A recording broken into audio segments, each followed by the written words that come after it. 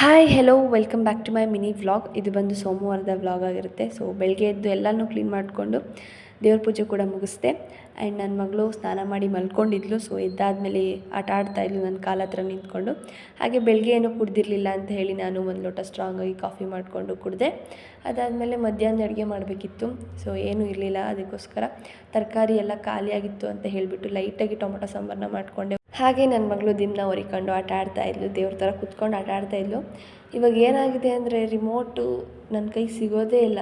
ಯಾವಾಗ ನೋಡಿದ್ರು ಅವಳ ಕೈಯಲ್ಲೇ ಇರುತ್ತೆ. ಯಾಕಂದರೆ ಅವಳೇ ವರ್ಕ್ ಮಾಡ್ತಿರ್ತಾಳೆ, ಎಲ್ಲ ಬರುತ್ತೆ ಅನ್ನೋ ರೇಂಜಿಗೆ ಇಟ್ಕೊಂಡು ವರ್ಕ್ ಮಾಡ್ತಿರ್ತಾಳೆ, ಏನು ಬೇಕು ಅದನ್ನೇ ಮುಗ್ತಾಳೆ. ಬಟ್ ಅದು ಕರೆಕ್ಟ್ ಚಾನಲ್ಲೇ ಆಗಿರುತ್ತೆ. 5 ನಿಮಿಷನೂ ರಿಮೋಟು ನಮ್ಮ ಕೈಲಿ ಇರೋದಿಲ್ಲ, ಯಾವಾಗಲೂ ಅವಳೇ ಇಟ್ಕೊಂಡಿರ್ತಾಳೆ. ಅದು ಯಾವಾಗ ಆನ್ ಆಗುತ್ತೆ, ಅದು ಯಾವಾಗ ಆಫ್ ಆಗುತ್ತೋ ಆವಾಗ ನೋಡ್ಕೋಬೇಕು ನಾವು ಅಷ್ಟೇ. ಹಾಗೆ ಸಂಜೆ ಹೊರಗಡೆ ಹೋಗಿದ್ವಿ.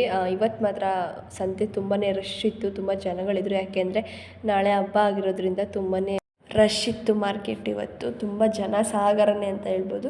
ಹಾಗೆ ಒಳಗಡೆ ಬಂದು ನನ್ನ ಮಗಳಿಗೆ ಹಾಲು ಕಾಯಿಸ್ಬಿಟ್ಟು ನಾನು ಕೂಡ ಒಂದು ಲೋಟ ಕಾಫಿ ಮಾಡಿಕೊಂಡು ಕುಡಿದೆ. ಅಷ್ಟರಲ್ಲಿ ನನ್ನ ಹಸ್ಬೆಂಡ್ ತರಕಾರಿ ಎಲ್ಲನೂ ತಂದರು. ಅವರು ಹಣ್ಣು ತರಕಾರಿ ಹೂವನ್ನ, ಯಾಕೆಂದರೆ ನಾಳೆ ಹಬ್ಬ ಅಲ್ವಾ, ಸೊ ಅದಕ್ಕೆ ಸ್ವಲ್ಪ ಜಾಸ್ತಿನೂ ಹೂವು ತರಿಸಿದೆ, ಕಟ್ಟಬೇಕಿತ್ತು ಅಂತ.